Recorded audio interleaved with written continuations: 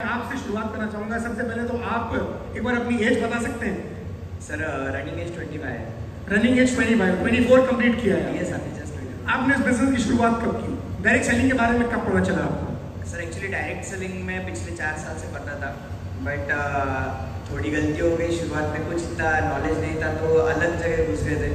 But 2019 में हमें वापस ही अपॉर्चुनिटी मिली सितंबर में। मतलब अभी तक तकरीबन हमें 2 साल हो चुके हैं अभी।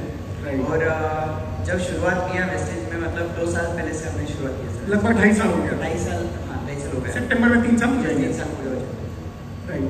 तो कैसा रहा सफर आपका? कोई पहले से कोई बैकग्राउंड है? आपके फादर क्या करते हैं? फैमिली बैकग्राउंड कैसा है? सर एक्चुअली मेरे पिताजी का दूध का व्यवसाय, जो दूध का व्यापार है, वो एक्चुअली लातूर डिस्ट्रिक्ट में रहते हैं, महाराष्ट्र में। और मैं एजुकेशन के लिए पुणे में आया था। पुणे में मेरी सॉफ्टवेयर इंजीनियरिंग हुई, डिप्लोमा हुआ। फिर डिप्लोमा होने के बाद मुझे ऐसी ही एक कॉल आया, क्योंकि जॉब तो नहीं थे पुणे में ऐसे, तो मुझे एक डायरेक्ट सेलिंग के द्वारा ये एक 2 पहिए वाली कंपनी से कॉल आया था। फिर उस कंपनी में चला गया सर एजुकेशन के दौरान ही। फिर उस कंपनी के साथ जाते वक्त फिर मुझे ये अपॉर्चुनिटी के बारे में, वेस्टेज के बारे में तो कुछ भी पता नहीं था। और क्योंकि हमें भी पता है कि अलग हम कोई ऑर्गेनाइजेशन में जाते हैं तो अदर ऑर्गेनाइजेशन के बारे में पूरा वाला ही कहा जाता है, तो हमने कभी इधर उधर देखा नहीं। फिर घर वालों से एक्चुअली डायरेक्ट सेलिंग में आया और एजुकेशन जैसे ही कंप्लीट हुआ मैंने करियर दे दिया डायरेक्ट सेलिंग को। मतलब जॉब भी लगी थी, जॉब मैंने तकरीबन 2 महीने की, और 2 महीने के बाद मुझे ऐसा लगा यार मुझे जॉब नहीं करना है, मुझे डायरेक्ट सेलिंग करनी है, जो भी करना है। आपके घर वालों ने, पापा ने रोका नहीं आपको? यहाँ कितने ऐसे हैं जो अंडर 25 है, यानी कि 25 साल से उनकी उम्र कम है? Quite a lot of people, काफी सारे ऐसे हैं जो 25 साल से कम किए हैं। आपको ध्यान से सुनने की जरूरत है।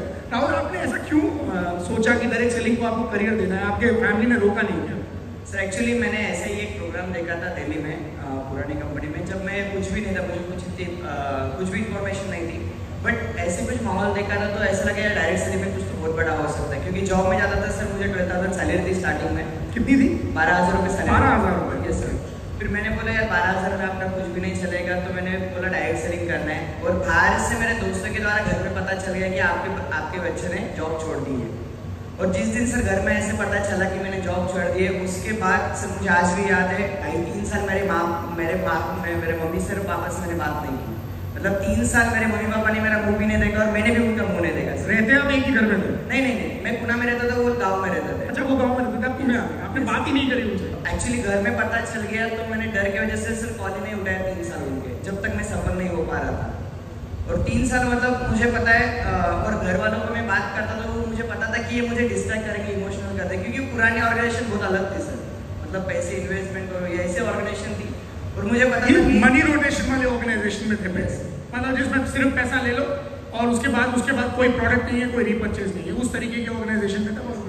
तो फिर घर वालों ने कहा अरे हमने ऐसे बहुत सारे, मतलब पहली बार पापा से जब बात की, मुझे नहीं पता था, पापा को पता चल गया।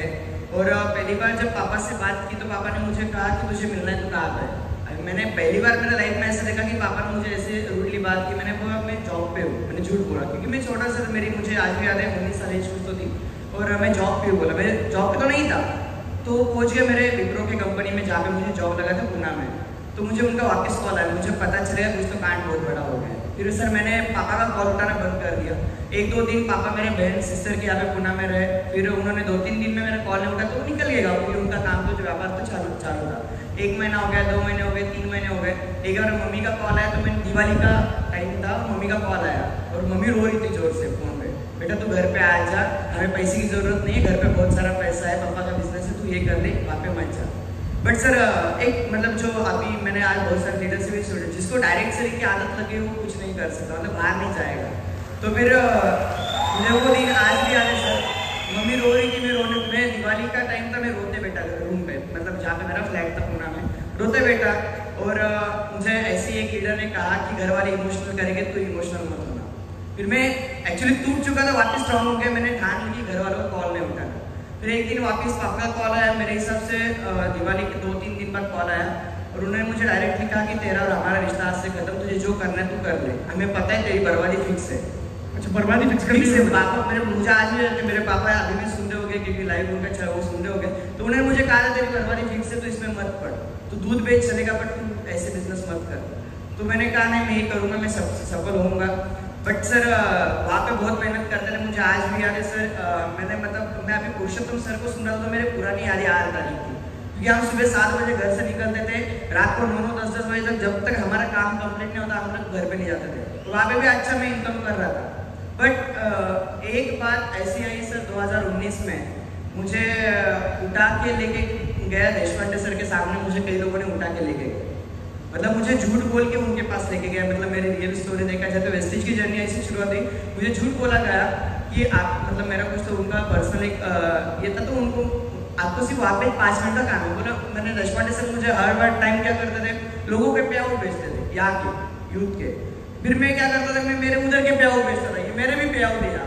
मतलब मैं ऑलरेडी पुरानी कंपनी में अच्छा इनकम कर रहा था, तो फिर मैं उनको मेरा पे आउट भेजता था। मेरा मतलब हमारी सामने कभी मुलाकात नहीं होती थी।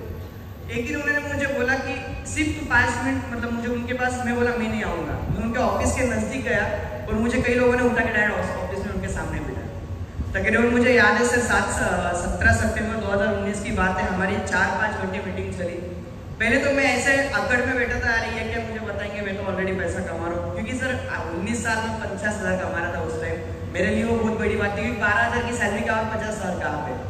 और मैंने फिर सर के सामने बहुत आकड़ के मैं बैठा था, यार तुम कितना भी करो मैं टूटूंगा नहीं, जैसे खून में घुसा था XYZ।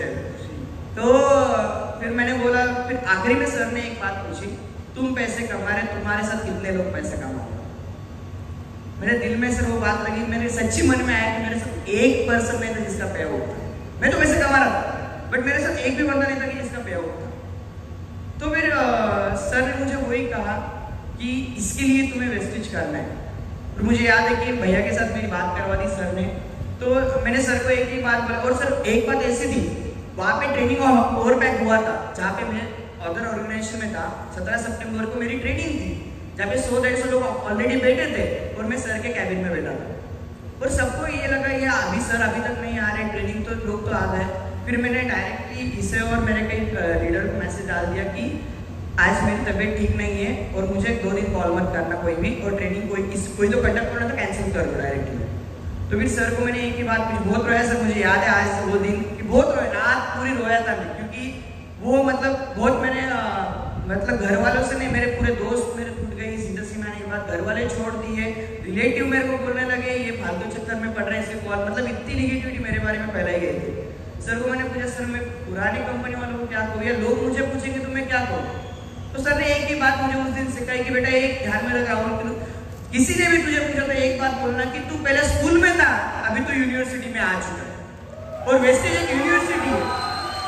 तो मैंने उस कॉन्फिडेंस के साथ खुश हो गए, चलो यार अपना नेटवर्क है, हम क्या करेंगे, पुराने मेरी टीम को बुलाऊंगा। सर पुरानी टीम को बोलने के लिए गया, और मुझे तो मैं वेस्टेज में आया तो उस कॉन्फिडेंस के साथ, अरे ये तो मेरे लिए बहुत आसान है।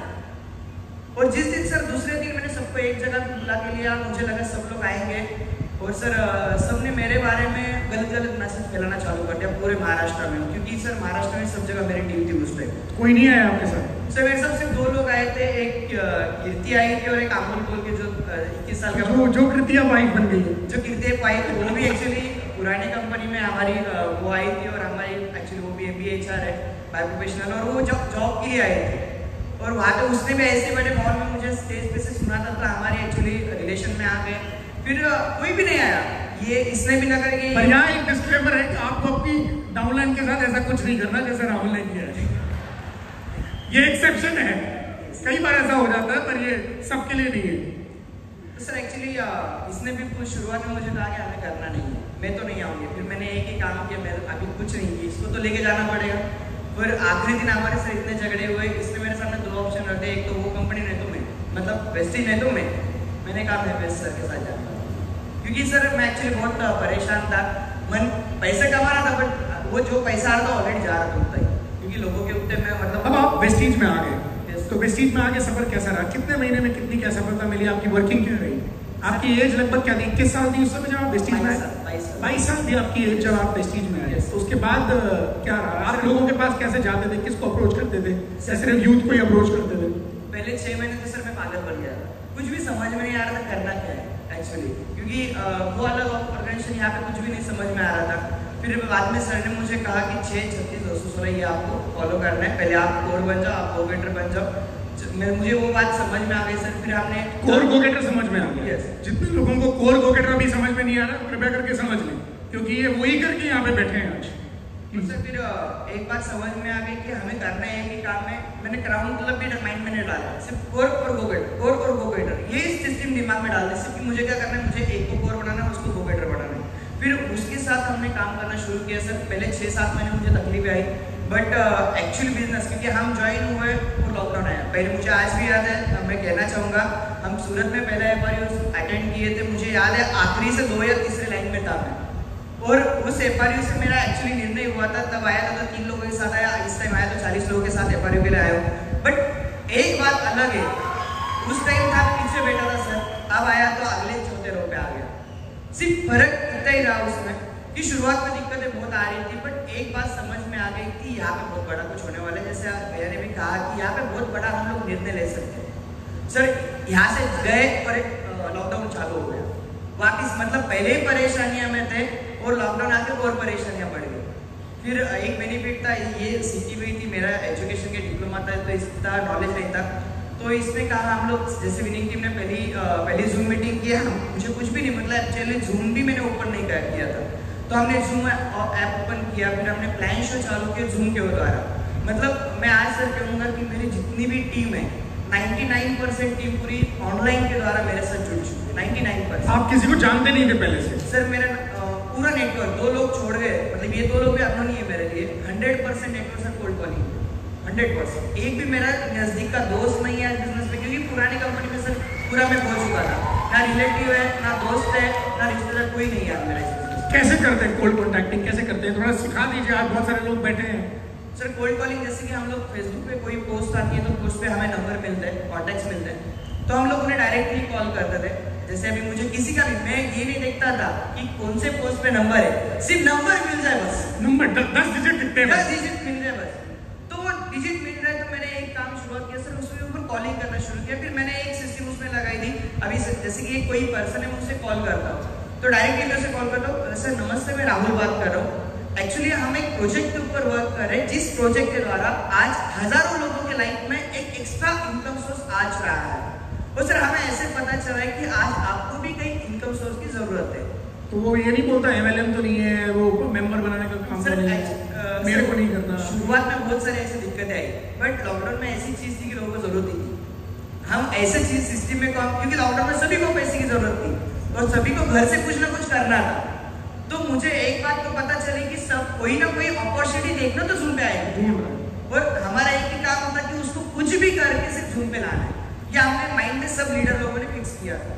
और जब वो जूम पे आता था तो उसके बाद आप उनको व्हाट्सएप पे लिंक भेजते थे? व्हाट्सएप पे लिंक भेज देते थे। पहले हम लोग उन्हें कहते थे कि आप इंटरेस्टेड होगे तो आप मुझे व्हाट्सएप पे हाई मैसेज आइए, नहीं होगे तो मुझे बता दीजिए, मेरे पास बहुत सारे अपॉइंटमेंट बाकी है, आपको नहीं है तो ऑलरेडी लोग वेटिंग में। ये लाइन, ये हाईलाइट करने की लाइन है, अंडरलाइन कि अगर आप इंटरेस्टेड है तो हाई भेजे, वरना हमारे पास बहुत सारे और लोग हैं जिनको हमको इनवाइट करना है। सामने वाले की ईगो भी हर्ट नहीं होनी चाहिए, हमें किसी की ईगो हर्ट नहीं करना है, पर उसे ये बता देना है कि हमारे पास बहुत सारे और, हम बहुत बिजी हैं, हमारे पास बहुत सारे और अपॉइंटमेंट्स हैं। तो फिर सर हमने देखा उसमें रेशियो बहुत बढ़ने लगा। मतलब मैं ग्रुप पे भी हर टाइम शेयर करता था, कोविड में हमारी एक भी मीटिंग सर 100 लोगों के नीचे कभी हुई नहीं आज तक। सब नए लोग, 100 नए लोग, 100 लोग नए लोग एवरी टाइम होते थे। कभी कभी मैं सर से रिक्वेस्ट करके उनकी लिंक मंगाता था, क्योंकि मेरे मीटिंग में तब लोग मतलब लिमिट कम की और लोग ज़्यादा हो रहे थे। तो फिर सर वही आई हमने शुरुआत की। फिर उसमें सर पहले 3-4 महीने में जो कुछ भी मतलब जो परेशानियां हमारे दिमाग में बैठी थी बिजनेस कैसे करे, वो बिजनेस ऑटोमेटिकली चल पड़ा उसमें, क्योंकि लोग आने शुरू हो गए।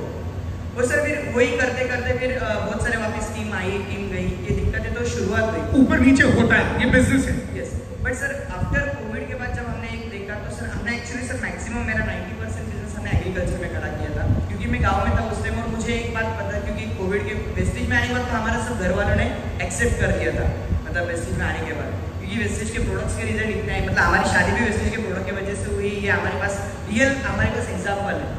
क्योंकि एक रियलिटी हमने देखा जाए तो घर वालों को पॉजिटिव करने के लिए हमने कई वेस्टेज के प्रोडक्ट शेयर किए, सर के साथ बात करवा दी। और सर को मुझे याद है, मेरे पापा का सर को रात को 1 बजे कॉल आया था, क्योंकि सर के बारे में सब पापा को पता था।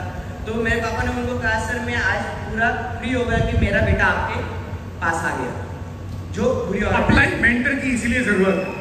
एक अपलाइन मेंटर इसलिए जरूरत है कि हमारे घर वालों को भी, जो घर वाले अगर सपोर्ट नहीं कर रहे हैं, तो ये आज एक अपॉइंटमेंट फिक्स कीजिए अपनी अपलाइन मेंटर के साथ उनका। वो उनको भरोसा दिलाएंगे कि you are in safe hands, आपका बच्चा या आप खुद सेफ हैंड्स में है। तो सर फिर उसी दौरान फिर हमने एग्रीकल्चर में काम करना शुरू किया। सर आज देखा जाए तो मेरे पास तकरीबन ऑल ओवर महाराष्ट्र में सब कोई डिस्ट्रिक्ट नहीं है जहाँ पे मेरी टीम नहीं है। महाराष्ट्र में एवरी डिस्ट्रिक्ट में सब जगह पे आज मेरे लोग वर्किंग करते हैं और तकरीबन अभी तक सर मैंने 28,000 लोगों को प्लान दिखाया है। 28,000 लोगों को प्लान दिखाया है, इंक्लूडिंग ऑनलाइन? यस, ऑनलाइन में। सर अभी कल ही एक्चुअली ये प्राउड फील बात है सर, वेस्टेज क्यों करना है इसके पीछे का मैं रीज़न बताऊंगा। कल हम लोग यहाँ पे बैठे थे सर, और पिछले हफ्ते हम यहाँ पे आने से पहले हमारी एक मीटिंग हुई थी कोल्हापुर में, और सर उस मीटिंग के वीडियो न्यूज चैनल पे आ गए कोल्हापुर।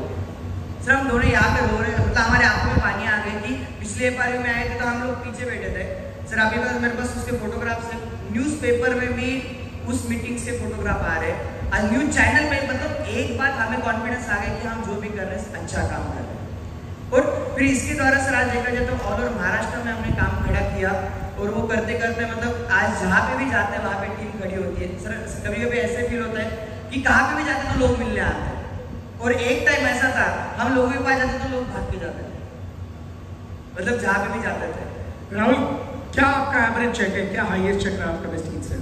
सर कोविड का टोटल इनकम है हमारा दोनों का मिला के 12.5 लाख रुपए, और अभी तक का वेस्टेज का टोटल इनकम है हमारा 18.5 लाख रुपए 2 साल का। ये लगभग 2 से 2.5 साल के समय में? यस, कोविड का तो है हमारा दोनों का मिला के 12.5 लाख रुपए इनकम हुआ है अभी तक। मैं आपसे पूछना चाहूंगा एक सवाल, आपको आपके पति पे गर्व है? बिल्कुल सर। ऐसा तो नहीं आपको लगता हो कि यार क्या काम करते हैं, पता नहीं, दुनिया के लोग तो सब जॉब करते हैं, कोई और बिजनेस करता है, पर ये क्या काम है, ऐसा तो नहीं लगता? आपने भी किया है हालांकि बिजनेस में आप थे, और आप भी मिले इस बिजनेस के थ्रू, पर ऐसा तो नहीं लगता कि आप कोई अनस्टेबल काम कर रहे हैं? इनसिक्योरिटी फील तो नहीं होती आपको? बिल्कुल नहीं होती सर, क्योंकि जब मैं फर्स्ट ऑर्गेनाइजेशन में उनसे मिली थी तब उनका ऑरा ही ऐसा था कि उनको देख के मैं उस ऑर्गेनाइजेशन में ज्वाइन हुई थी। तो जब भी मैं उसके बारे में बात करती तो मेरे सच में आंखों में आंसू आ जाते कि इतना प्राउड फील होता है, हर बार होता है सर ऐसा। उसके बारे में बात करूँ तो रोना ही आता है, बाकी कुछ नहीं होता। तो इससे आप जान सकते हो कि कितना प्राउड होता है मुझे उससे। और आप किस तरह सपोर्ट कर रही है अभी राहुल को इस बिजनेस में? समय हर कदम पे उसके साथ हूँ, मतलब मेरा MBA हुआ है, मैंने अच्छी जॉब छोड़ के यहाँ पे आई हूँ। कहाँ पे? एक बार माइक दीजिए। एक्चुअली ये जब मैंने वेस्टेज में आया तो इसने मेरा साथ छोड़ दिया था, मैं फ्रैंकली बोलता हूँ, क्योंकि इसको मेरे ऊपर भरोसा नहीं था। अब सही बात निकल के आई। और फिर ये गई जॉब के लिए, तो मैं सर को बोला सर वो जॉब करना चाहती है, सर ने बोला करने तो कोई दिक्कत नहीं है, तुम वेस्टेज कर लो। फिर सर उसको, क्योंकि उसका एजुकेशन अच्छा हुआ था ऑलरेडी, अच्छी यूनिवर्सिटी से वो पास आउट है, तो उसको MBA HR थी पुणे में, उसको टाटा कम्युनिकेशन में जॉब भी मिला। और शुरुआत में हमारा पे आउट भी थोड़ा सा नीचे ऊपर गया, तो उसको 42,000 सैलरी हो रही थी, तो उसमें हमने बिजनेस खड़ा कर लिया। तो ऐसे करते उसको मतलब एक्चुअली हेल्थ तो आज देखा जाता हम दोनों career as a full time इसमें आज हमारे साथ पूरी टीम हमारे साथ फुल टाइम वर्क कर रही है। बट आज भी याद है कि शुरुआत में इसने भरोसा नहीं रखा था, बट जैसे जैसे वेस्टेज का मेरा एक पे आउट आया 61,000 उसके 6 महीने के बाद में, मतलब वेस्टेज का 6 मंथ का मेरा पे आउट था 61,000 रुपीज, और उससे 6 महीने में 61,000 पे आउट आया था पहले 6 महीने में? यस, पहला चेक सर मेरा 328 रुपये था, दूसरा चेक 750 रुपये था, तीसरा चेक 4,500 रुपये था, चौथा चेक मेरा 6,000 के लगभग था, 5वें महीने में मैंने स्टार किया था, और 5वें महीने में स्टार किया था, और 6ठे महीने का चेक मेरा 61,000 क्रॉस हुआ। 6 महीने में 61,000 रुपीज कोविड में सर, फर्स्ट 6 मंथ्स, और जब कोई आया नहीं था। तो सर पता एक्चुअली आज देखा जाए तो पूरी मतलब हम लोग जहाँ पे भी प्लान दिखाने जाते हैं या जहाँ पे भी जाते हैं हम दो लोग जाते हैं, दोनों साथ में जाते हैं। और आउट ऑफ महाराष्ट्र के मतलब महाराष्ट्र में बाहर के जो प्लान होते हैं वहाँ पे मैं अकेले जाता हूँ, और ये सिटी के पूरे प्लान, ये अहमदनगर में सब जगह ये पूरा प्लान ये हैंडल करते हैं। अच्छा, आप एक बार मैंने और बात की थी आपसे, तो मुझे पता चला आप लोग मास कॉलिंग करते हैं।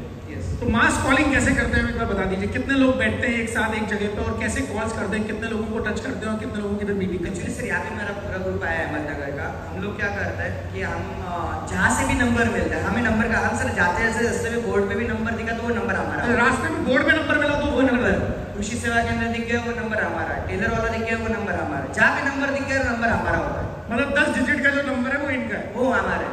बाकी सर उसका प्रॉब्लम है करना नहीं करना है, हमारा प्रॉब्लम है प्लान निकालना, ये बात है। और एक बात तो पक्की है सर, अपना ज्वाइन नहीं होता पर पराया पद का ज्वाइन होता है, क्योंकि उसका दर्द उसको ही पता है। और हम लोग सर एक ऑब्जर्व हम लोग हर टाइम करते थे, मतलब आज मैं हम लोग या हम लोग एक ऑब्जर्व करते हैं, जिस दुकान में भीड़ नहीं है वो नंबर अपना है ज़्यादा सर, मतलब उसके पास जिसके पास अभी कोई कटिंग वाला है और उसके पास भीड़ नहीं है तो नंबर वो हमारा है। तो फिर हम लोग उसे कॉल, जैसे अभी मैंने कॉलिंग की, सब लोगों को हम लोग नंबर डिस्ट्रीब्यूट करते हैं, सब लोग उसके ऊपर कॉलिंग करते हैं, एवरी लीडर्स। अच्छा, नाम पता हो चाहे नहीं पता हो, नहीं पता, कोई नंबर पर चाहिए, नंबर चाहिए। नाम तो हम लोग ऐसे भी निकाल लेंगे ट्रू कॉलर से नाम तो वैसे भी निकल जाएगा। और फिर हम लोग उसे कोल्ड कॉलिंग बताते हैं। सर कितने लोगों को आपने, कितने लोग बैठ के कितने लोगों को कॉल किया? सर अभी हमारा एक ग्रुप अहमदनगर में जो ग्रुप बैठता है वो हमारे मतलब 10-12 लोग डेली रहते हैं, और उसमें से देखा जाए तो हर रोज सबको 20-20 कॉल, अभी कोविड से तो हमने ऑनलाइन चालू किया है सब, फिर ऑल महाराष्ट्र की जो जहाँ पे भी टीम है सर हम सबको नंबर प्रोवाइड करते हैं। जो नंबर कहाँ से भी आपको नंबर आ गया वो नंबर प्रोवाइड करो, और नंबर प्रोवाइड करके कॉलिंग करना सीखो। कॉलिंग करने के बाद आपका काम सिर्फ मीटिंग में लाना, और मीटिंग में लाने के बाद तो सिस्टम काम कर देगी, उस सिस्टम का जो काम है वो। तो सर उसका रेशो हमने देखा, कोविड में बहुत बड़ा रेशो हमारे पास आया, इतनी बड़ी टीम बन गई सर कोविड में, मतलब आज भी हम लोग सर जा रहे हैं, जहाँ पे भी जाते हैं वहाँ पे टीम, मतलब ऐसा कोई शहर नहीं रहा महाराष्ट्र में जहाँ पे टीम नहीं रहा। तो अभी कोविड के बाद भी आप ये काम कर रहे हैं मास कॉलिंग वाला? सर अभी एक्चुअली उसमें देखा जाए जहाँ पे हमने कोविड में काम किया था वहाँ पे अभी हम लीडर लोग वहाँ पे जा रहे हैं, जहाँ पे कोई भी एक सिंगल बंदा है वहाँ पे जाना उसके हाउस में, क्योंकि अभी तो सर अब वो बेस खड़ा हो गया, उसके बाद अब डेप्थ बिल्डिंग चल रही है। यस, अभी हाउस मीटिंग के ऊपर सर जोर लगा रहे हैं हम लोग, जहाँ पे भी जाते हैं हाउस मीटिंग इतनी बढ़ रही है, मतलब सर मैं कोल्हापुर में जब भी जाता हूँ, जैसे सर दिन के मेरे 12 प्लान होते हैं आज भी, सुबह के 12 प्लान, यहाँ पे सब लोग हैं सर मेरे ग्रुप के लिए। सुबह 6 बजे हमारा पहला प्लान शुरू होता है, रात का 12, 1, 2 कोई मैटर नहीं, सुबह 6 बजे यस लोग उठते नहीं, आप प्लान दिखा देते, किसान उठ जाते हैं, किसान उठ जाता है, तो एग्री पे काम हो सकता है। यस किसान उठ जाते हैं, बाकी कोई नहीं उठता तो किसान उठता है, और जो उठाए उसके साथ चालू हो जाते हैं। यस, और सर एक्चुअली वो नहीं, हम पहले ही अपॉइंटमेंट बोल देते भाई, मतलब एक्चुअली सर हम लोग वैल्यू क्रिएशन बहुत रखते हैं। वैल्यू क्रिएशन मतलब मैं इनकी मीटिंग लेने जा रहा हूँ तो मैं इन्हें कहता हूँ कि आप उन्हें कहना कि मेरे अपलाइन आने वाले तुम टाइम पे तैयार हो, मेरे अपलाइन टाइम पे आएंगे, तो वैल्यू रहने की वजह से आगे वाले के सामने हमारी इमेज स्ट्रॉन्ग बनती है, और जब भी हम जो भी प्लान बताते हैं ऑन द स्पॉट ज्वाइनिंग निकल जाती है उसके वजह से। और सर इसका एक बेनिफिट होता है कि मतलब हमसे बहुत सारी गलतियाँ हुई, बट मतलब एक्चुअली टूल्स ये बहुत मैंने आपके भी डाला सर, जितने भी लोग हैं सबने आज टूल्स ले लिए। एक सवाल मैं पूछना चाहता हूँ, आज कितने रुपए के टूल्स खरीदे आपने? सर आज 25,000 के टूल्स अभी ले लिए मैंने, और अभी हमारा अभी जाने के बाद हमारा टारगेट है 1 लाख रुपए के सबके मिला के टूल्स मंगवा लिए। आज इन्होंने 25,000 के टूल खरीदे बाहर से, मुझे फोटो भेजी थी इन्होंने। अभी आपने लिया कि नहीं लिया अपनी टीम के लिए निर्णय, आपने खुद अपने लिए, कि निर्णय आपका अपना होता है, टीम तो फॉलो करती है। राहुल ने डिसाइड किया कि मुझे 25,000 के निर्णय 25,000 के टूल्स लेने हैं, कि निर्णय लिया, टीम ने फॉलो किया, और अभी जाके 1 लाख रुपए के ऑर्डर करने वाले हैं। सभी सबके मिला के हम लोग 1 लाख के ऑर्डर वापस और सबकी सीधी कर दिया। वो समय था जब तुम उनको फॉलो नहीं करते थे, तुम टूल्स लेते नहीं थे, हमारा बिजनेस बढ़ नहीं रहा था। वो कैसे टर्निंग पॉइंट आया जब तुम टूल्स लेना शुरू किया? ये सर एक समय ऐसा था जब आप फॉलो नहीं करते थे सिस्टम को, या टूल्स नहीं लेते थे, टूल को प्रमोट नहीं करते थे, उस समय में क्या नुकसान आपने झेला और अब वो क्या बदल गया? सर एक्चुअली एक बात देखा ये मॉनिटर थोड़ा सा ठीक काम नहीं कर रहा है, स्टेज का मॉनिटर कंसोल अगर मेरी आवाज सुन रहे हैं, इसीलिए उनकी आवाज भी सुनाई नहीं थी, थोड़ा मॉनिटर एक बार चेक कीजिए please, thank you. Actually sir पहले टूल्स नहीं तो मैं सच्ची बोलूँ तो मेरे पास लीडरशिप कभी क्रिएट नहीं विदाउट टूल्स, कुछ भी। मतलब आज हमने, मुझे याद है हमारा जो भी बिजनेस आज खड़ा हो रहा है, लीडरशिप जो खड़ी हो रही है वो सीईपी के ऊपर हो रही है, टूल्स कुछ भी नहीं दे सकते। मतलब मैंने ही एक्चुअली मेरी सबसे बड़ी गलती मैं आज सबके सामने कबूल कर सकता हूँ कि मैंने टूल्स एक्सीलेटर में लिया था सर, ये मेरी सबसे बड़ी गलती। बट जब मैंने टूल्स लिया सर उस दिन पता चला टूल्स में बहुत ताकत है यार, ये तो बिजनेस बहुत सिंपल है। मतलब हम दोनों हर टाइम एक दूसरे को बोलते हैं यार इतना सिंपल बिजनेस है, हमने क्यों इतना मुश्किल कर दिया। मतलब ये हमारा, क्योंकि भैया ने हमें मुंबई में कहा था कि टूल्स यहाँ पे अवेलेबल है, मैंने संदीप सर से हमारे लिए एक टूल ले ली। मैंने जाने के बाद पहले हमने पूरे टूल्स देख लिए, हमने गेट स्टार्टेड एवरी डे पढ़ते हैं हर रोज, पहले सीईपी शुरुआत होने से पहले हमने क्या किया, गेट स्टार्टेड पढ़ना शुरू किया, और उसमें जो भी बोला जाता है, एक बात मुझे बहुत पसंद है उसमें खुद का दिमाग मत लगाओ जो उसमें कहा गया है। तो फिर उसमें से सर सीपी में आज लोग अट्रैक्ट हो गए। आज मेरे ग्रुप में भी सीपी, जो सीपी 1 साल 2 साल सीपी नहीं थे, आज सबके पास सीपी आना शुरू हो गया। आज टूल सभी के पास आ गए। मतलब मैं अभी कीर्ति को एक ही बात बोला सर वहाँ पे, कीर्ति यार आपको तो अभी छूट पड़े क्योंकि सबके पास टूल्स आ गए। क्योंकि मेरा काम था उनके पास सिर्फ टूल्स भेजना। अभी सिस्टम काम करने वाली यहाँ पे, और अभी तो इतना भरोसा हो गया कि सिस्टम में बहुत ताकत। Right, thank you so much Rahul. आपने राहुल की बातों से बहुत कुछ सीखा होगा, और अभी तक अगर आपने टूल्स पे इन्वेस्टमेंट नहीं की है या आप सोच रहे थे कि टूल के पैसे बचा लें, तो पैसे बचाने से बहुत सारे पैसे नहीं आएंगे। थोड़ा सा इन्वेस्टमेंट करना होगा टूल्स पे, सीपी पे। वन टाइम इन्वेस्टमेंट है। हर एक आदमी को एक ही बार तो खरीद रहा है, ऐसा तो है नहीं कि कोई बार बार खरीद रहा है। हर एक आदमी को एक बार खरीदना है, उनसे सीखना है और उसी को प्रमोट करना है। Thank you so much Rahul और कीर्ति। मैं मूव ऑन कर रहा हूँ। जयराम सेंदर जी को माइक दे दीजिए प्लीज। जयराम जी, आप एक सीनियर लेवल पे यहाँ पर हैं। देखिए, जितने यहाँ पे एक क्राइटेरिया है पैनल में आने का, डायमंड एंड अबव को ही हम इनवाइट करते हैं पैनल में। जयराम सेंदर जी को मैंने इनवाइट किया है। जयराम जी का लेवल है DCD, आप डबल क्राउन डायरेक्टर हैं। पर जयराम जी, मैं थोड़ा सा बैकग्राउंड में जानना चाहता हूँ कि आपकी लाइफ कैसी रही, बैकग्राउंड कैसा रहा, इस बिजनेस में आप कैसे आए, छोटी सी जगह से आप बिलोंग करते हैं, कैसे इतना बड़ा बिजनेस खड़ा हुआ? भैया मैं उज्जैन से हूँ, और उज्जैन से 80 किलोमीटर दूर मेरा गांव है। उज्जैन जिले की लास्ट बाउंड्री है।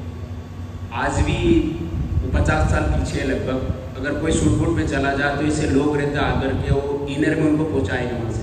ये कंडीशन है। कोई लोग नए नए पहले आते थे तो वो जैसे माकड़ों एक ब्लॉक पड़ता है, तो अगर कोई वो कीमती चीज़ है जैसे वॉच भी है तो वहाँ पर रख करके फिर आते थे। जैसे कोई अधिकारी किसी भी मॉनिटरिंग के लिए भी आते थे। ये ऐसे बैकग्राउंड में मेरा जन्म हुआ है। और मेरी फैमिली की बात करें तो हम 5 भाई बहन हैं और बहुत पुअर फैमिली से। वो बात अभी 2-4 महीने के बाद जो भी यूनिवर्सिटी जाएंगे तो पूरी बताएंगे उसमें। तो थोड़ी सी बताइए कैसा क्या बैकग्राउंड है आपका? 6-7 बीघा जमीन हुआ करती थी। मेरे फार्मर किसान हुआ करते थे, और जमीन ऐसी जगह हुआ करती थी जो जंगली जानवर रहते हैं। मतलब मेरी खुद की आदत ऐसी हो गई थी कि मैं कभी कभी किसी के रिलेशनशिप में मेहमान जाता था तो मैं रात को भी चिल्लाता था वो, क्योंकि वो जंगली रोज आते थे, वो रात को भी फसल को नष्ट कर देते थे। तो मैं दिन में जैसे जॉब भी करता था या पढ़ाई भी करता था। पढ़ाई करने के बाद मैं खेत पे जा करके जो भी खेती का काम रहता था छोटा मोटा, मेरे माता पिता के उसमें काम में हाथ बटाता था। मैं पढ़ाई नौकरी होने के बाद में भी पढ़ रहा था, और मेरी पूरी पढ़ाई लगभग शासकीय स्कूल में और हॉस्टल में होगी। मतलब मेरे ऊपर खर्च नहीं हुआ। मेरे ऊपर कहीं 500-400 रुपये जो खर्च होता था फीस का इकट्ठा कहीं आता था, तो मैं घर वाले से लेता था। मैं तो मेरी लगभग कॉलेज तक पढ़ाई ऐसे ही चली हॉस्टल में। और जब पढ़ते टीचरशिप की जॉब निकली तो मैंने आवेदन किया, तो भाग्य से जॉब लग गई। तो मैं और कुछ तैयारी करना चाहता था। तो पुअर फैमिली से थे, तो मेरे भैया ने मम्मी पापा ने उन्होंने क्या कि पहली बार जॉब लगी तो ठुकराना नहीं चाहिए, क्योंकि वो संविदा बेस थी और वर्ग 2 में लगा था। उस समय 3500 रुपये मिला करते थे। ये कब की बात है, कौन सा? ये 2001 की बात भी है। 3500 रुपये मिलते? 3500 रुपये। तो मैंने मना कर दिया कि मेरे को नहीं करना है, क्योंकि इससे ज़्यादा तो मुझे कहीं दूसरी जगह जॉब मिलेगी तो आपसे घर से लेना पड़ेगा। तो घर की ऐसी स्थिति नहीं थी। नहीं, हम समझ सकते हैं। घर की ऐसी स्थिति नहीं थी कि घर वाले सपोर्ट कर पाए। तो मेरे बड़े भैया आए, उन्होंने कहा नहीं, आप अपना समय लीजिए। मैं कंसोल से रिक्वेस्ट करूंगा पानी की बॉटल्स और टिश्यू पेपर यहाँ रखवा दें प्लीज पोडियम पे जी। तो घर वाले मम्मी पापा ने और बड़े भैया ने उन्होंने समझाया कि पहली जॉब है, ठुकराना नहीं चाहिए। तो उन्होंने ऐसा बोला कि तू ऐसा करके तेरी पढ़ाई भी कंटिन्यू करना, और उसी गांव में स्कूल खुल रहा था मिडिल स्कूल, तू यही ले ले। मैंने चलो ठीक है, घर पे कम से कम रहेंगे तो ये जितनी आ रहा है ये तो बचेगा। तो मैंने गांव पर वही लिया। उसके बाद में क्या कि घर पे अपन देखते तो स्थिति तो आगे की पढ़ाई को फिर मैंने पढ़ते कंटिन्यू किया। वैसे मैं MSc हूँ, MA हूँ, DEd हूँ, BEd हूँ, हिंदी मुद्रा लेखन हूँ, सब जॉब में आने के बाद में किया। मतलब बहुत सारी जो डिग्रियाँ शिक्षा विभाग में होती है वो कोई नहीं छूटी हुई है। सब आपने पढ़ाई की? वो सब मैंने जॉब के साथ में पढ़ाई की, उसके साथ में खेती में भी हाथ बटाया करता था। डायरेक्ट सेलिंग बिजनेस कब आया आपको?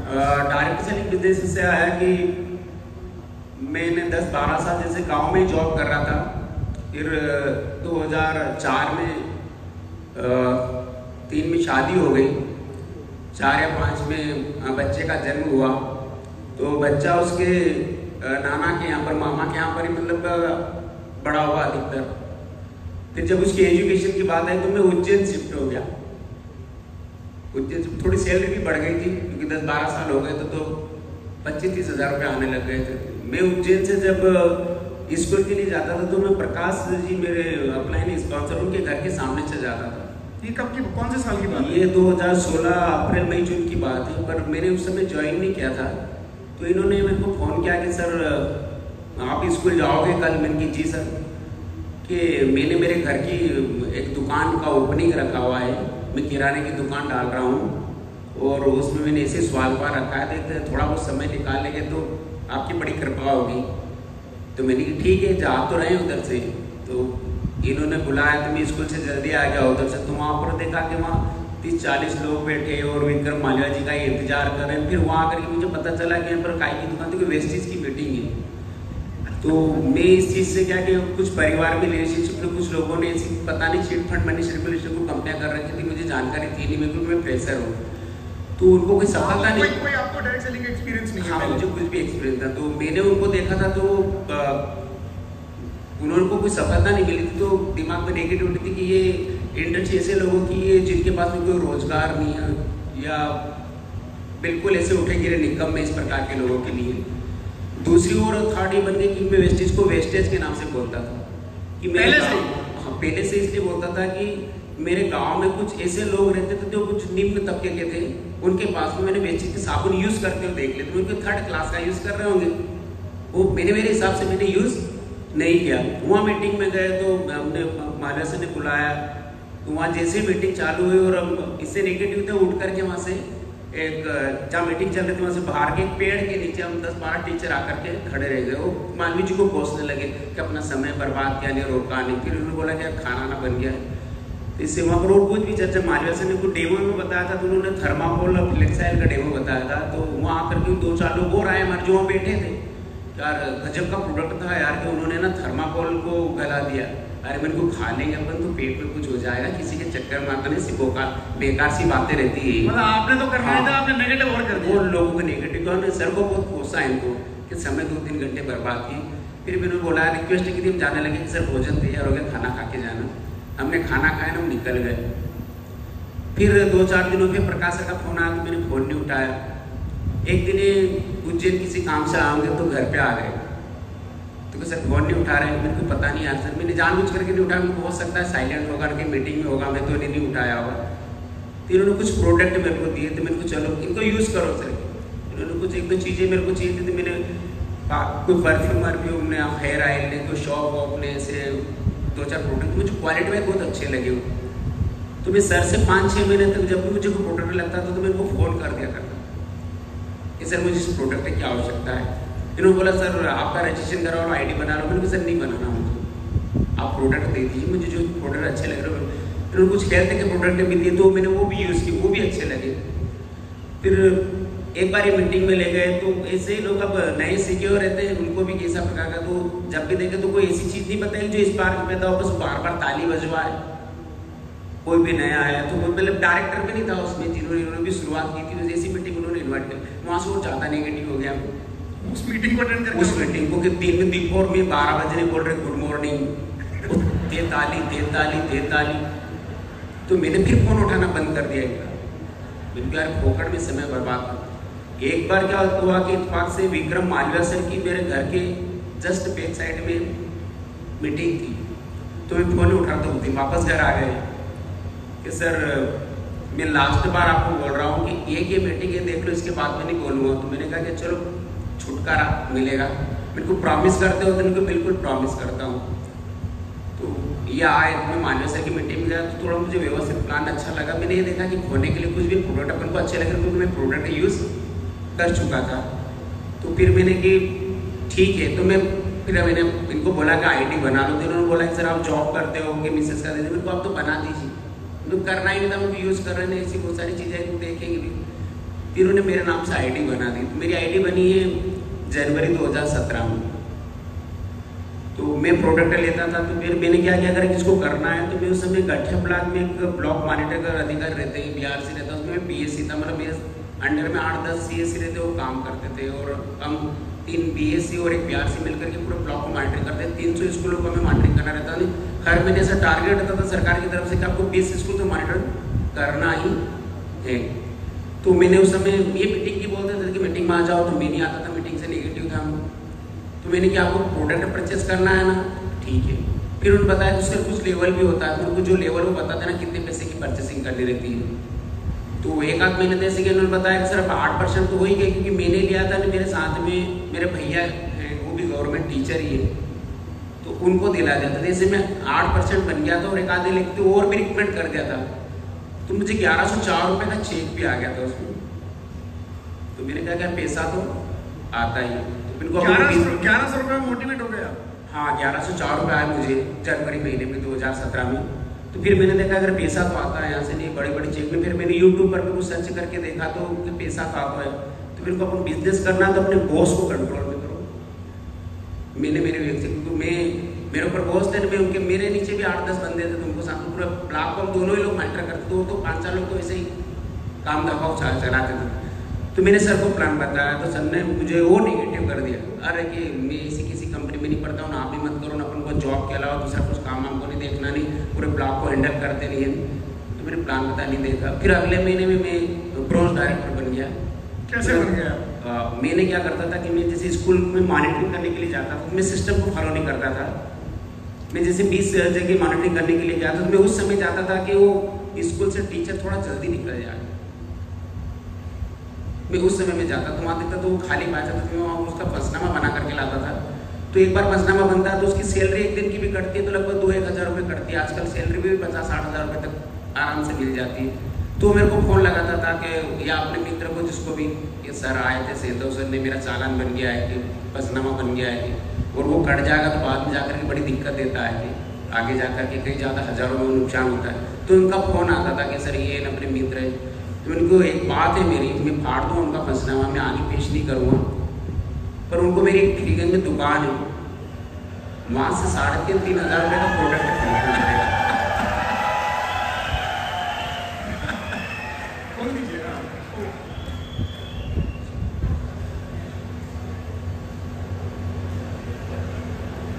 मतलब टॉप लेवल का करप्शन किया आपने इस चीज में? जी भैया। तो उसका भी गलत तरीके से करते हैं, तो मुझे खतरनाक वो भी मिला कि चैलेंज भी आया उससे। तब उससे क्या है कि वो पंचनामा बना है, उनको फड़वा तो जिसे जो भी अप्लाई नहीं कि जिसके शंकरलाल चौहान सर, वर्मा सर, जैसे ही लेवल आता था वो कहते थे कि लास्ट 27 तारीख तक, वो मेरे को बीजी को लगा था यहाँ मीटिंग है, मैसेज आपने देखा नहीं देखा, तो मेरे को सर हम बीजी इतने कि मैं नहीं देखूँ, आप तो पता था ना लेवल क्या है। तो वही कहते थे। तो मैं 27-28 तारीख को उनको 5-10 को जिनको 10-20 का पंचनामा बना उनको बोलता था कि आ जाओ। तो मेरे लिए उस दिन डिपो पर अलग ही टेबल छुट्टी हुई रहती थी, वो सब आते थे, मैं उनको सामान लिख देता था, उनका रजिस्ट्रेशन कर देता और मेरा लेवल वो अपग्रेड हो जाता था। बिल्कुल बहुत अच्छा चल रहा। तो मैं दूसरे महीने में सिल्वर और चेक 27 हज़ार का। मीटिंग हुई, मालविया सर ने और मोटिवेट कर दिया। तो मैं अपन तो क्या, अगर कोई थोड़ा बहुत लची हुए आ जाए तो फिर वो चौधरी बन जाते हैं, तन करके चलते हैं। भैया बोलते हैं नहीं कि मार्केट रास्ता सकड़ा नफन छोड़े, ऐसे चलते हैं। और मालविया सर ने बोला कि अभी तक मध्य प्रदेश में सिल्वर डायरेक्टर पर 27 हज़ार का चेक अभी तक किसी का नहीं आया है। इसे मंच पे गए तो उन्होंने बोल दिया, अपन और भी ज़्यादा ही हो खुश हो गए। अब धीरे धीरे क्या हुआ कि इसका इफेक्ट ये हुआ कि हम जो 4 BSc हुआ करते थे उसमें से एक दिव्यांग महिला थी, तो हम उसको ज़्यादा काम का बोझ नहीं देते थे, मिलते थे। पर कभी कभी वो ज़्यादा काम आता था, उनको कुछ बताते तो उसकी ऐसी आदत पड़ गई, उसकी मर्जी से करती थी वो। तो एक बार हमने उसको डांट दिया कि आपको जो बताया वो काम करो, क्योंकि हम वहाँ जाते थे आगे जिले स्तर पर, तो हमें वहाँ डांट पड़ती थी अगर हम कोई काम करके नहीं ले जाओ। वैसे काम पेरेंट्स कंप्लीट रहता था, तो उसको किसी ने सिखाया। वही कि जो लोगों को भी हमने बताया था ना कि पंचनामा बनाते थे, उन्होंने 2-4 लोगों ने उन्होंने सिखाया। तो गई थे थाने में आवेदन दे करके आ गई और हॉस्पिटल में जाकर के भर्ती हो गई वो, और बाटल चढ़वा ली और पेपर में दिया, उस जन सुनवाई में गई, न्यूज़ में दिया, सब में कि ये मेरे कहीं वीडियो भी मंगवाया उन्होंने, जहाँ से कहीं मैं जाता था न, वो मैं स्कूल टाइम पे बाद में काम करता था, पर वो भी उन्होंने दिखाया। तो वो कंप्लेन की वहाँ से सब प्रकार की, मतलब सब पेपर में न्यूज में सब में दिया उन्होंने। फिर 1 महीने तक हम सिद्धि रॉयल की इस मैडम को यहाँ से हटाएंगे, इसके बाद में बिजनेस को करेंगे। तो उसकी बड़ी प्रक्रिया है, उस प्रक्रिया में नहीं जाए, थोड़ा लंबा समय लग जाएगा, नहीं समय कम है हमारे पास। हाँ, तो हमने उसको 2 महीने के अंदर वहाँ से हटाया। उसको ऐसा मजबूर किया, उसकी सैलरी रोक दी, तो सैलरी रुक जाए तो बंदा ऑटोमेटिक जो है वो करता है। फिर उसने सब बताया कि सर मैं इनके बहकाव में आ गई थी, इनके कहने से मैंने झूठ बोल दिया। जबकि उसको हमने किसी को प्रेशर से ये प्रोडक्ट नहीं देते कि वो उसने झूठ बोला था, उसको दिए ही नहीं थे। फिर भी कि मुझे जानबूझ करके प्रोडक्ट परचेस करने के लिए मजबूर करते हैं, मैं दिव्यांग हूँ, मेरे ऊपर प्रेशर बनाते ने, मैं मेंटली डिस्टर्ब हो गई, वो अस्पताल एडमिट हो गई ने सब। तो थोड़ा हम भी वो हो गए थे, वो थे ना कि नौकरी सब कुछ है, तो हम थोड़ा वो हो गए। उसके बाद प्रेस्टीज बिजनेस का पेस कब पकड़ा और आप सिस्टम में कब आए? मैं सिस्टम में आया उसके दौरान ही, जैसे जनवरी में और फरवरी में मैं FRU था अपना, तो मैं ताल कटोरा स्टेडियम में मुझे लाया गया था। तो उस दौरान मुझे टिकट सब पहले बुक हो गया था। त्यागराज स्टेडियम उस समय 17 में हाँ, ताल कटोरा स्टेडियम में था। तो उसके पहले मैंने टिकट सब बुक करवा था, पर लास्ट में मैंने मना कर दिया, पर पता नहीं फिर क्या मन हुआ और मैं चला गया वहाँ पर। तो जब मैंने वहाँ जा करके देखा तो हम 10, 11, 12, 15 लोग आए थे उज्जैन से। तो सब लोग बड़े एक्साइटेड, मैं भी बहुत अच्छा लगा उसमें, क्या यहाँ ये इंडस्ट्री है कि यहाँ से अपन को सब कुछ मिल सकता है बिना खोए हुए। वो चीज़ मुझे वहाँ देखने को सुनने को सब मिली। तो हम सब लोग थे, तो हम 8-10 लोग थे, तो हम एक जगह बैठे थे। तो जो लोग थे तो कह रहे थे कि अधिकांश लोग आ रहे थे क्या इन्होंने पूर्व गौरव वाली कंपनी में काम किया, तो बोले इनको अनुभव था ना सर, इसलिए हो गए। मैंने उसको पॉजिटिव ये सोचा कि इन्होंने अपनी फेस वैल्यू खराब कर ली थी, इसके बावजूद भी सफल हो गए, तो साला अपन तो फ्रेशर करके दिखाएंगे, ये सोच है। दूसरा उन्होंने लोग आते हैं यहाँ पर भी, पर निर्णय नहीं लेते भैया। जब तक निर्णय नहीं लेंगे, आप कुछ भी चीज़ देख लो, आपकी लाइफ में कोई मेरेकल नहीं होने वाला है।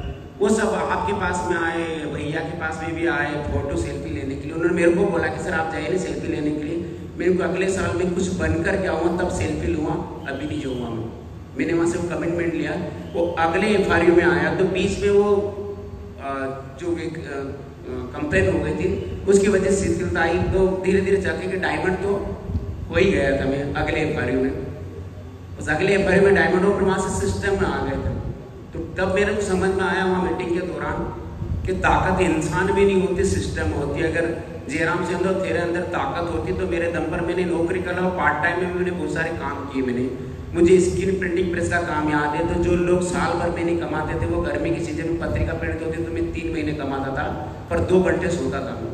बाइक चलाते चलाते मेरे को कभी बाइक पे नींद आ जाती कि 1-2 बार गाड़ी रोड से नीचे उतर गई थी, क्योंकि मैं दिन में स्कूल में रहता, शाम को आता तो पत्रिका को प्रिंट करता मिलता। फिर कभी पत्रिका का स्टॉकेज खत्म हो जाता तो मैं 60-70 किलोमीटर तो बाइक से रात को पत्रिका लेने जाता था। वहाँ से ले करके रात की 12-1 बजे निकलता था वापस। और किसी का ऑर्डर था कि पत्रिका देनी सुबह, तो उस काम को भी। दूसरा ऑटो पार्ट्स की दुकानें, सब बहुत सारे पार्ट टाइम बहुत सारे बिजनेस में हाथ मारे थे मार्केट में। तो इनको अपने अंदर जो दम होता तो अपन को सफलता मिल जाती। ताकत होती है सिस्टम में, तो अपन को विनिंग टीम एजुकेशन सिस्टम को फॉलो करना है, अपनी ग्रोइंग अपलाइन को। उस समय से मैं किसी भी मीटिंग ट्रेनिंग को मिस नहीं करता हूँ, सिस्टम को फॉलो करता हूँ। सबसे ज़्यादा टूल्स को फॉलो करता हूँ। ये मेरी चीज़ में मैं डुप्लीकेट करता हूँ। जैसे जीते जी दाइमा है, तो सबसे ज़्यादा टूल्स के ऊपर ही काम करते हैं। कुछ भी नहीं, हमारे पास सब कुछ रेडी रेडी है। अगर हम अपनी मैं कहता हूँ कि मेरे में दम होता तो बच जाते हैं जिस सिस्टम में। दूसरी बात, एक किताब पढ़ने की भी थोड़ी आदत है, तो किताब पढ़ता रहता हूँ। तो मैंने बुक पढ़ी थी, तो वहाँ से मुझे पढ़ने को मिला था कि एक समझदार इंसान होता है, वो सिर्फ अपने आप को बदलना चाहता है, और एक भटका हुआ इंसान होता है, वो दुनिया बदलने की बात करता है, दुनिया बदलना चाहता है। तो उनको दुनिया करे या ना करे, दुनिया सिस्टम को अपनाए या ना अपनाए, अपन को सिस्टम में प्लग होना है। तो जिस दिन से वहाँ मैं बताया कि पहले 125 PU का कोर्स चलता था, वहाँ जाने के बाद में 2 तारीख को जेब में पैसा है या नहीं है मैं कोर होता था। हमारा और मेरे जो सर जो बॉस थे, आज वो डायमंड डायरेक्टर है, हमारा कंपटीशन चलता है वहाँ पर कि पहले बिलिंग किसकी हो यहाँ पर इस डिपो पर, और ग्रुप में प्लेस कैसे हो। आपके बॉस आपके डायमंड है? डायमंड है, अभी उन्होंने पूरा मेरे को सबमिट कर रखा है। वो मेरे को गुरु मानते हैं। मैं बोलता हूँ कि नहीं सर, तो अलग चीज, डायमंड है अभी यहाँ पर है। तो वो बॉस जो कंट्रोल में कर रहा था, कंट्रोल में आ गए? हाँ, कंट्रोल में आ गए। नहीं, ऐसी बात नहीं है, वो डाउनलाइन है, उन्होंने सबमिट कर रहा है, बहुत अच्छी बात है। जॉब में वो आपके बॉस है?